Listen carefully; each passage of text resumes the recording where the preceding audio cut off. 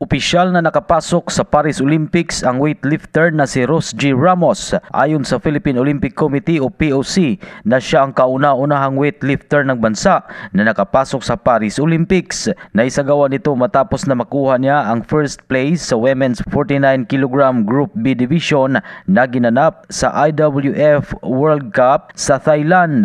Naabot kasi ni Ramos ang qualifying standards para maging top 10 sa buong mundo sa kanyang category. Sa sabak naman si Tokyo Olympics gold medalist weightlifter Heidelin Diaz sa women's 58 kg class sa Miyerkules. Nasa pang-8 kasi ito sa Olympic qualification ranking at pasok sa top 10 na kailangan para sa Paris, habang si John Sinisa ay nakatakdang silihuanan nito ang pwesto sa Paris kapag makumpleto na niya ang men's 61 kg category kung saan siya ay pang-6.